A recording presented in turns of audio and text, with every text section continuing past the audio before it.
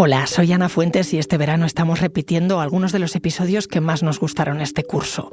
A finales de octubre, cuando se destapó el caso Errejón, mucha gente se preguntó cómo de fácil era denunciar la violencia sexual, qué podían encontrarse las mujeres en un juzgado. Mis compañeras Jimena Marcos y Belén Remacha empezaron a reconstruir un supuesto juicio de la mano de dos abogados penalistas, Laia Serra, que defendía a la acusación, y David Fechenbach, que suele defender a los acusados.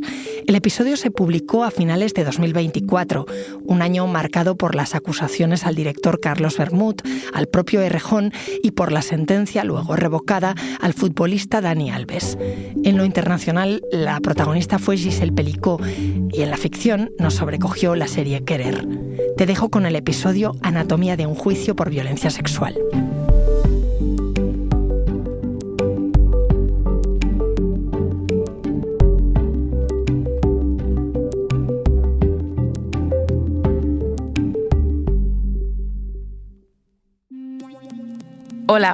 Hola, soy Jimena Marcos y yo Belén Remacha.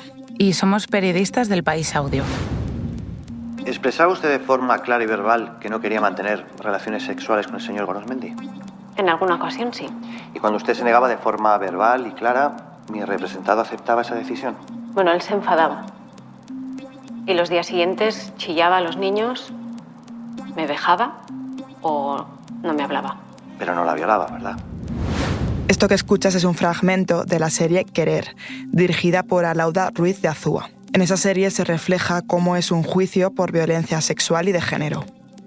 Esta serie sonará a lo largo de todo el episodio. Y además de eso, también escucharás a un abogado que suele defender a investigados en casos de agresión sexual. Yo soy David Fechenbach Marcos, abogado penalista. Y a una abogada, con la que también hemos hablado, experta en género, que suele defender a la acusación en esos mismos procesos. Soy Laia Serra, abogada penalista, y hace más de 15 años que trabajo en violencias sexuales y colaboro con la Asociación de Asistencia a Mujeres Agredidas Sexualmente, ADAS, aquí en Cataluña. Estamos acostumbradas a hablar de conceptos como agresión sexual, presunción de inocencia, de denuncias en Instagram o de víctimas perfectas. Pero queríamos saber cómo funciona exactamente un proceso judicial, cuáles son las fases, las pruebas, las garantías y los argumentos habituales de cada una de las partes. Este episodio trata de ser una anatomía de un proceso largo y desgastante que puede durar años. Somos conscientes de que no podemos abarcar todo. La violencia sexual tiene múltiples caras, múltiples niveles y múltiples formas de afrontarse. La mayoría de los casos, de hecho, ni siquiera se denuncian. También queremos avisar de que no hemos llegado a abordar en este episodio cómo los procesos judiciales están atravesados por otros sesgos como los de raza y clase. Así que os dejamos con el episodio y con los protagonistas. Primera parte. La denuncia.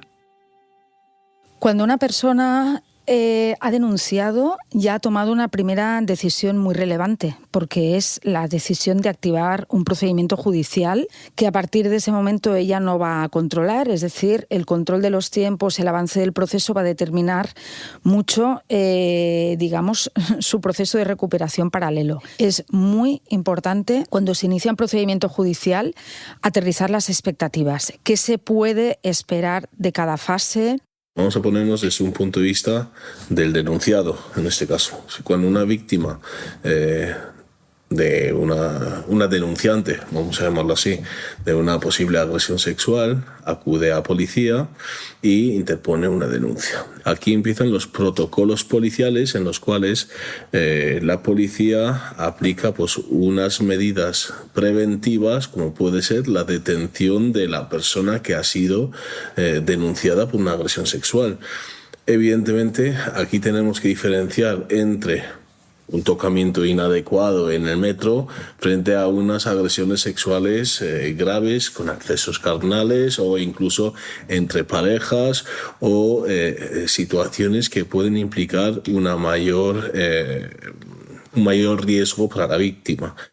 Hay que trabajar también el acompañamiento en todos los sentidos. ¿Qué pasa cuando se entere la familia de él? ¿Qué pasa en el espacio público si coincidimos? Él va a saber mi nombre, va a saber dónde vivo.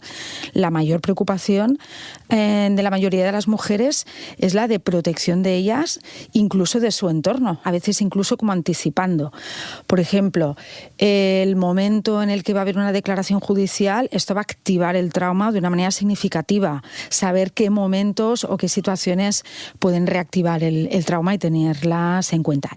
Somos abogados particulares, hay una relación de confianza. Es decir, me tiene que contar todo para si no quiero luego una sorpresa en juicio. Normalmente dicen que son inocentes y que no hay ninguna responsabilidad por su parte y que quieren pelearlo. Cada abogado tiene un poco su forma de actuar. Yo os puedo contar cómo lo solemos hacer nosotros. Los delitos sexuales no declaran.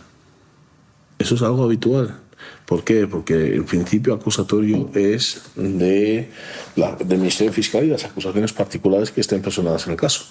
En mi caso no declaran, porque como existe una variación de datos y pueden coger lo que él dice y malinterpretarlo, pues lo dejo hasta el último momento. Eso es lo primero. Si necesito saber algún tipo de información, en mi caso, pues normalmente digo que responda solamente a mis preguntas.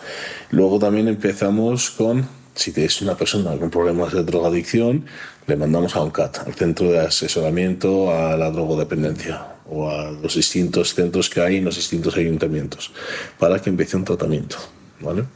Luego, si estamos en una situación donde hay pruebas totalmente, pues podemos empezar a pagar también la responsabilidad civil, con fin de que la reparación del daño pueda rebajar la responsabilidad.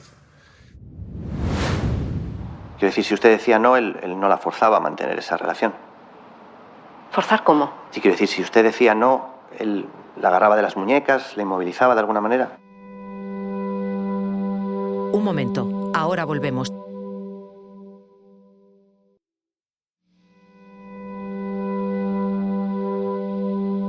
Segunda parte. Fase de instrucción. El momento más importante de un proceso es la investigación.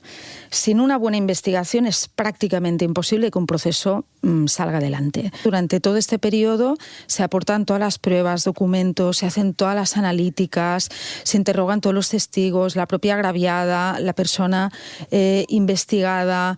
Este periodo dura entre 6 meses y 2 años. Violencias sexuales hay de muy distinta índole. No tiene nada que ver la investigación de una violencia sexual digital con la investigación de una violencia sexual durante la infancia. Por lo tanto, en función de la cronología de estas violencias, de si es única o reiterada, de la tipología, ¿no?, de mujer agraviada, la tipología ¿no?, de violencia sexual, son elementos que determinan investigaciones diferentes. Es que no estamos en Estados Unidos como en unas series donde nosotros nos declaramos inocentes o no. Esto en España no se hace. En España se presume la inocencia, no me tengo que declarar inocente y es la acusación o el Ministerio Fiscal la que tiene que acreditar si existe pruebas suficientes para condenar a una persona. Incluso un reconocimiento de hechos sin prueba no es suficiente para condenar. Imagínate en asuntos en los que dicen no fue mi hijo, fui yo, un padre, y quiero asumir la responsabilidad. Pero todas las pruebas indican que es su hijo. Entonces no pueden condenar al padre que reconoce los hechos. Eso es el principio de actividad probatoria mínima que tiene que cumplir el juez por él. Pero lo que sí que podemos hacer es nosotros aportar todas las pruebas que nosotros tengamos. Y si tenemos constancia de que ella ha contado algo a una persona, podemos llamar a esa persona a declarar.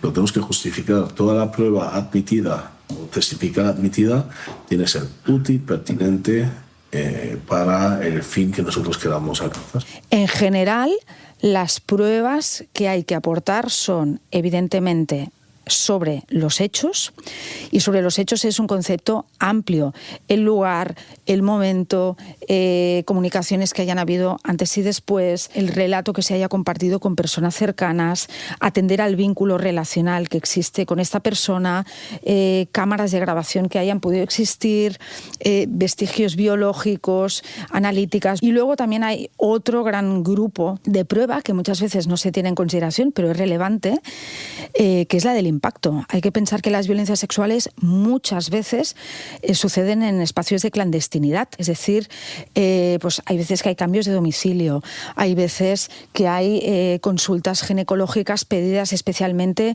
¿no?, para evaluar qué impacto ha podido tener esto. Hay veces que encontramos mujeres que de repente empiezan a compartir en sus redes sociales contenidos vinculados con la violencia sexual, consultas en internet, etcétera, etcétera. Apoyo psicológico en sanidad pública o privada. Solo hay que tener una mirada amplia, saber comprender qué son las violencias sexuales. Por ejemplo, juicio tras juicio, ¿no?, quien representa a la persona acusada sostiene y afirma que no ha podido haber violencia sexual porque no hay ningún tipo de vestigio en zonas genitales. Cuando la literatura científica ha dicho, de manera reiterada y sostenida, que hay relaciones sexuales en las que hay violencia que no dejan vestigios físicos en zonas genitales, y al revés, hay violencias sexuales por coerción, por intimidación, en los que a veces aparecen, ¿no?, estas evidencias físicas. El juez está obligado a recopilarlo todo, lo que sea favorable para la víctima o favorable para el investigado. Normalmente todo esto ocurre o en una intimidad o en zonas donde no hay testigos. ¿Cuál es el fin principal de un abogado defensor durante la fase de instrucción, por ejemplo? No sé si os han hablado de los 3 requisitos para que la declaración de la víctima sea única y suficiente para poder condenar a una persona. Se llama el triple test, ¿vale? La persistencia, la incriminación, la verosimilitud con corroboraciones periféricas objetivas y la ausencia de incredibilidad subjetiva. Os lo voy a decir en castellano, ¿vale?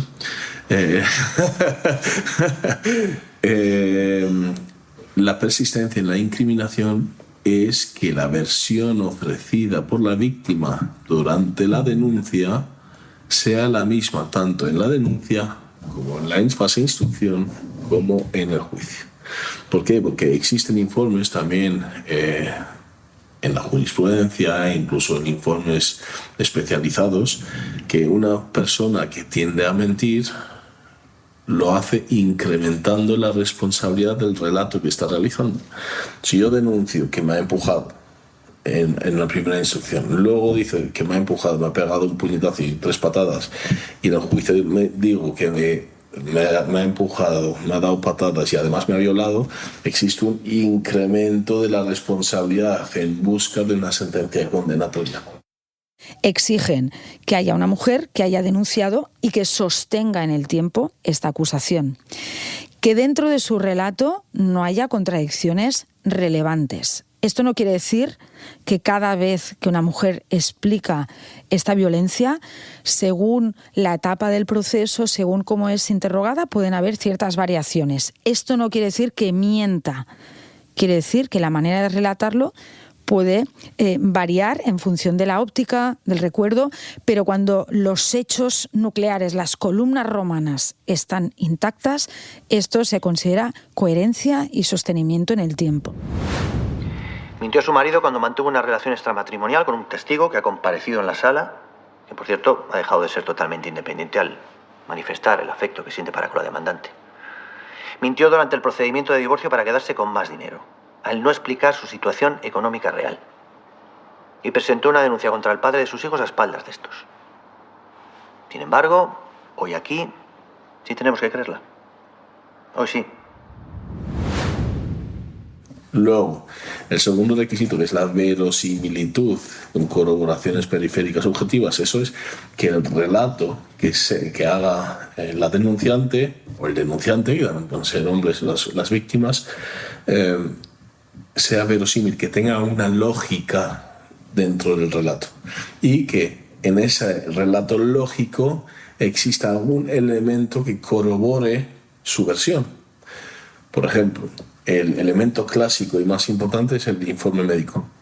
Si una persona es agredida sexualmente y tiene lesiones o no los tiene, o tiene un mero estado de ansiedad y ha ido al centro de salud, al hospital o donde sea, ese informe médico es considerado el elemento periférico objetivo que puede dar verosimilitud. Otros casos que puede haber, pues personas a las que se lo han contado, ¿vale? Esto es más complicado porque son testigos de referencia, no han visto lo que ha ocurrido, pero a lo mejor con una inmediatez absoluta, 20 minutos después de ocurrir, el chico ha llamado a un amigo o una amiga contándole lo que ha ocurrido. Muchas veces van y dicen que han sido agredidas sexualmente y luego no hay ningún tipo de daños, o que tardan muchísimo en ir al médico, o que el ADN encontrado no es de la persona que están denunciando. Esas cosas ocurren. Es muy importante también que tengamos en consideración una dificultad estructural de los procesos de violencia sexual. Y me explico. Los vestigios biológicos tienen que ser evaluados cuanto antes. La toma de muestras físicas tiene que ser realizada cuanto antes porque desaparecen las marcas, desaparecen los restos biológicos, y también cuando hay intervención de sustancias tóxicas, sean fármacos o drogas, desaparecen algunas de ellas. Por lo tanto, nos encontramos una mujer que cuando recibe esta agresión sexual tiene una especie de cortocircuito personal, porque tiene un montón de procesos que integrar. Por un lado, entroncar con la violencia sexual es muy duro. Asumir, esta especie de losa de identidad de víctima es una cosa muy, muy complicada. Luego, tiene que haber también una confirmación no solo interna, sino externa, lo que se llama prueba periférica. Y aquí, normalmente, cuando ocurre un impacto traumático como este, sí hay pruebas, pero tenemos que saber encontrarlas, verlas y proponerlas. No solo vestigios biológicos, con quién has compartido esta situación, personas que contratan terapias, personas que truncan los estudios, personas que cambian de domicilio, comunicaciones, siempre una experiencia tan relevante que transforma el proyecto de vida, deja rastros. Y luego lo último es la ausencia de incredibilidad subjetiva, que eso es que no existe ningún motivo espurio de la víctima. ¿Por qué? Porque algunas denuncias que se interponen tienen intereses ocultos a la hora de interponer la denuncia. Por ejemplo, evitar la custodia compartida, que quiero que salga de casa, no quiero verle más, no quiero que esté conmigo, no quiero que esté cerca, quiero que me deje en paz, quiero que deje de llamarme. Hay grandes estereotipos, de género que contaminan los procesos de violencia en general y también los de violencia sexual.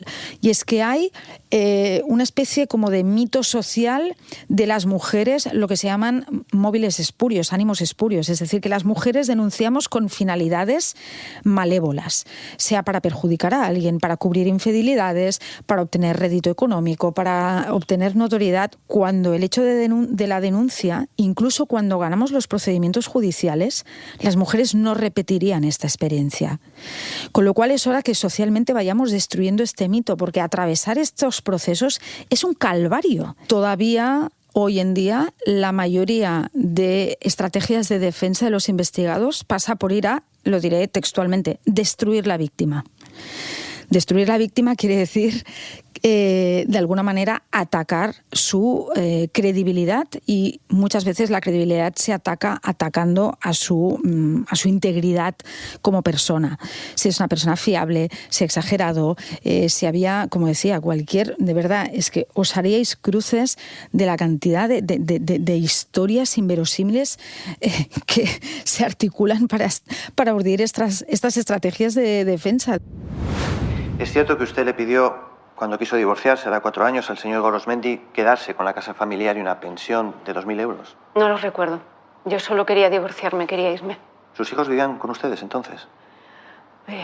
No, mi hijo pequeño ya vivía con unos amigos en un piso. ¿Por qué necesitaba entonces una pensión tan considerable? Bueno, pues supongo que era lo que me correspondía. Le había asignado una pensión por el procedimiento de divorcio, ¿no? ¿Es cierto? Sí. ¿De cuánto era esa pensión? De 900 euros, pero todavía ¿Trabaja no se ha usted ejecutado. actualmente, señora Torres? ¿Qué? ¿Que si trabaja? Sí, en un supermercado.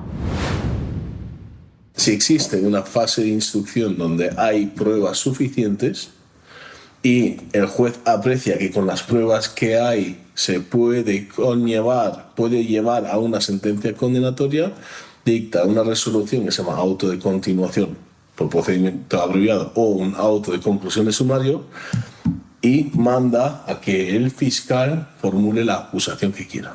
Sin embargo, si todas las pruebas hacen ver que no hay delito o que no hay pruebas suficientes para poder condenar, el juez de instrucción tiene que archivar. Que ese es el objetivo de la mayoría de las defensas. ¿Por qué muchas veces se cuestiona a la víctima a la hora de defender a una persona? Pues porque tenemos que atacar o la persistencia, o la verosimilitud, o la incredibilidad subjetiva. Es decir, ¿cómo es posible que usted haya llamado inmediatamente después a su amiga después de haber sido agredida sexualmente? Porque nuestro objetivo es desmontar el elemento de la verosimilitud y evitar que el juez diga condeno porque existe una verosimilitud. Una persona que haya denunciado, que tenga un informe médico a su favor, pero ese informe médico se ha hecho 3 semanas más tarde, ¿por qué no íbamos a poder cuestionar la validez de ese informe para otorgar verosimilitud de la víctima? A ver, hay que ser profesionales, eso por un lado. Segundo, existen protocolos que para proteger a las víctimas, para evitar una revictimización, lo que hacen ahora es que la persona denunciante solamente tenga que declarar una vez y luego esa declaración sea reproducida en todos los momentos que sea necesario. Para eso también está el juez, tiene que supervisar que las preguntas que realmente uno hace son necesarias, útiles y pertinentes como para que la señora tenga que contestar. A pesar de que el Estatuto de la Víctima del 2015 asegura, ¿no?, obliga a que haya un intercambio permanente entre el juzgado y la agraviada, esto no ocurre.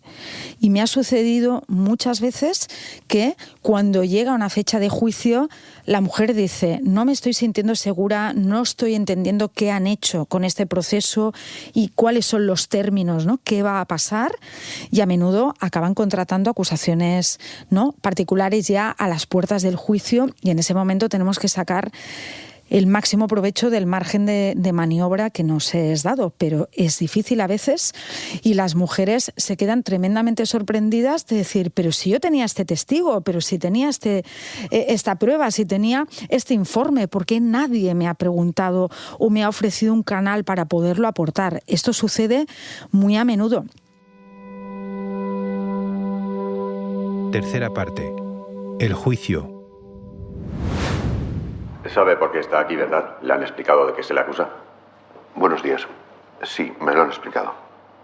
Sabe que tiene derecho a no declarar. Si no quiere contestar, háganoslo saber. Un juicio es una moneda al aire. Es decir, como queda mucho a consideración e interpretación del juez, depende de él y de las pruebas que haya. Por eso hay tantos acuerdos. Bueno, la regla general, vamos a suponer que el juez que dicta la sentencia, la primera sentencia, tiene la formación adecuada. Delitos de agresión sexual bastante graves que vayan a la audiencia provincial. Depende si entra en una sección especializada en violencia de género o delitos sexuales o recae en una sección que no tiene esa formación. Es decir, en la preparación del juicio por parte de los abogados defensores, los que nos dedicamos a esto, podemos estudiar anteriores resoluciones de la misma sección y buscar y ver en qué se enfoca más la persona que está redactando una sentencia, ¿no? En eso consiste el trabajo del abogado. Otro de los fallos, digamos, estructurales es que el sistema judicial pretende que las víctimas se adapten al proceso cuando debería ser al revés. O sea, los jueces y juezas están muy acostumbrados a un tipo de relato, a un tipo de estructura mental y no entienden que la memoria traumática afecta la manera de retener y de contar estas vivencias. No tienen en cuenta también muchas veces que hay mucha diversidad de mujeres. El propio procedimiento es una muestra más de la veracidad de lo denunciado. Pues ninguna mujer se somete a un proceso de tantos años si no es porque está segura de lo que ha vivido. Y dejarme poner un ejemplo muy gráfico de esto que estoy contando. Sucede muy a menudo que los jueces interrogan, ¿no?, a las mujeres con preguntas cerradas. Tú preguntas en un proceso judicial a una mujer si ha consentido X relaciones sexuales. La respuesta de la mujer puede ser sí, porque nadie le ha explicado a esta mujer qué criterio de consentimiento están manejando los juzgados. Y la mujer a lo mejor está diciendo que sí consintió porque consintió el mantener relaciones sexuales. Pero si esa relación sexual, por ejemplo, se comete con violencia o al final de la relación sexual se descubre, ¿no?, que él no ha adoptado precauciones cuando este era el consenso, técnicamente esto invalidaría el consenso. La pregunta no debería ser otra. Entonces, es que si no comprendemos lo que se denuncia, ¿cómo vamos a formular preguntas? No pongamos el foco en el deseo o voluntad de la víctima, sino en el comportamiento del agresor.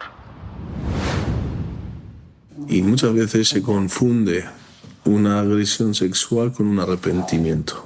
Me voy de fiesta, me acuesto con un chico. Eso no significa que no hayas dado en su momento un consentimiento. Ojo, el chico ha bebido lo mismo que ella. Acaba en un hotel.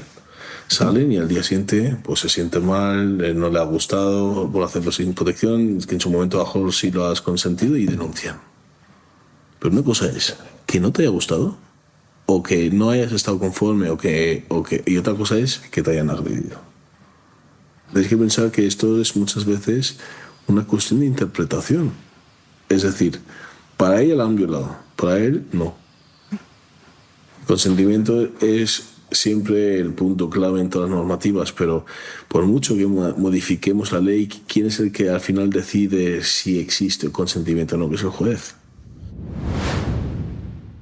¿Acaso no es posible, en ese contexto de familiaridad, el señor Gorosmendio, la señora Torres, hubieran podido tener en algún momento una percepción errónea del consentimiento?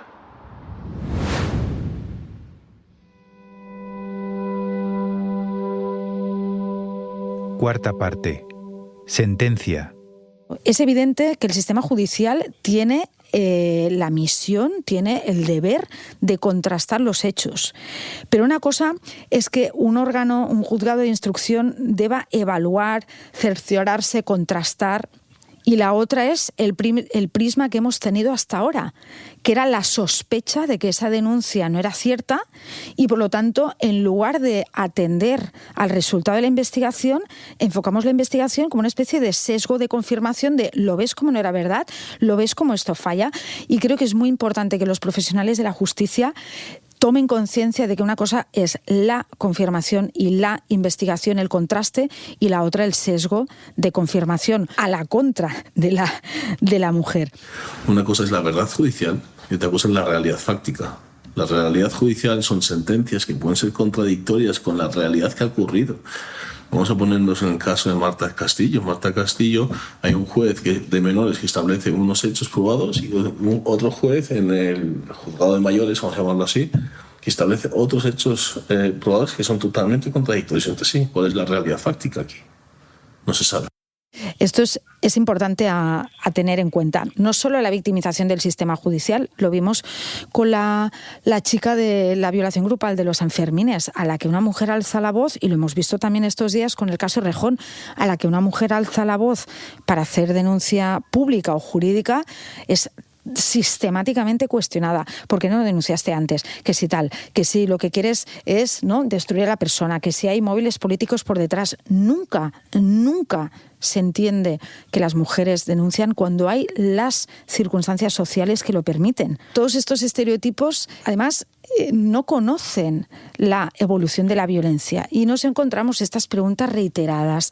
Es que incluso hay pronunciamientos ya de las Naciones Unidas de lo viejo que es esto, de usted por qué no llamó, usted por qué no abrió la puerta y se fue corriendo, usted por qué no gritó, usted por qué no sé qué. O sea, sistemáticamente en todos los procesos se hacen unas preguntas absurdas que no entienden la reacción de las mujeres después de una violencia sexual.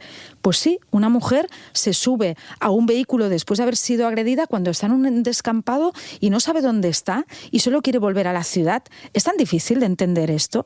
Hay los procesos de violencia sexual, lamentablemente todavía demasiado, se acaban juzgando no por las pruebas que hay en el proceso, sino por si el sistema judicial entiende o no entiende las reacciones de la víctima, y los procesos van dirigidos a juzgar estas reacciones porque no las entienden.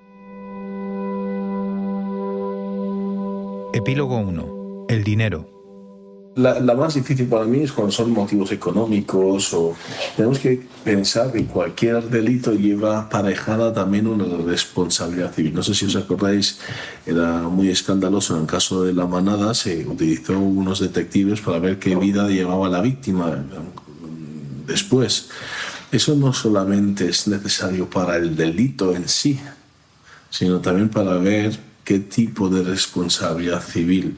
No es lo mismo una persona que después de una agresión sexual esté totalmente hundida y que tenga un estorno de estrés postraumático que no la deja salir de casa. La responsabilidad civil económica no va a ser la misma, pueden ser 20.000 euros, mientras que alguien que después de, vamos a llamarlo, un tratamiento inadecuado, luego hace una vida normal, no puede pedir 50.000 euros. La responsabilidad civil no es la misma. Lo de la indemnización de las violencias sexuales es directamente un escándalo. No lo puedo decir de otra manera. Nadie tiene que tener la expectativa que el día de mañana, aunque haya una sentencia condenatoria, vaya a recuperar las costas y vaya a cobrar ninguna indemnización. Esto se tiene que tener muy claro.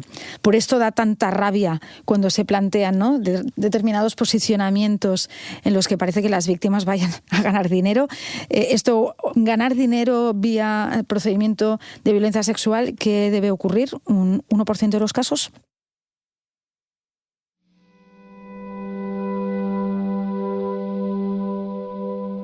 Epílogo 2. ¿Qué es el éxito? El éxito y lo que todo el mundo intenta buscar es que el juez aprecie que no existen indicios nacionales de criminalidad suficientes y por lo tanto que se proceda al archivo de la causa. Eso es lo más importante. Luego hay otras vías que se pueden defender, no solamente es el sobreseguimiento, el archivo del asunto, sino la creación de posibles atenuantes, drogadicción, reparación del daño, el perdón a la víctima. Todo eso pueden ser circunstancias atenuantes que tengo que acreditar en la fase de instrucción para cuando se mande a juicio el juez pueda apreciarlo. La preocupación número 1, como he dicho antes, es obtener protección. Es decir, que el proceso no conlleve más violencia para ellas o para su entorno. Luego, el objetivo de las mujeres, este es común, todas quieren acceder a la verdad. Quieren que haya una sentencia que diga que esto ha pasado, que esto les ha hecho daño y que este señor es responsable. Todo lo otro, penas de multa, cárceles, indemnizaciones, recuperación de la inversión, vía costas judiciales, esto es absolutamente secundario en los objetivos y las pretensiones de las mujeres.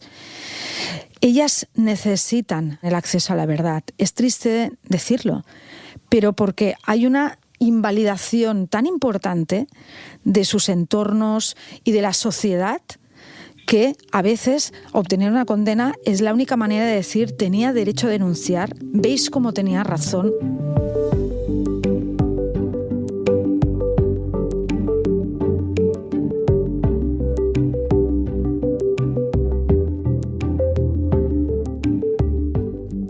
Este episodio lo han realizado Belén Remacha y Jimena Marcos. El diseño de sonido es de Nacho Taboada. La edición de Ana Rivera. Yo soy Silvia Cruz La Peña y he dirigido este episodio de Hoy en el País. Gracias por escuchar.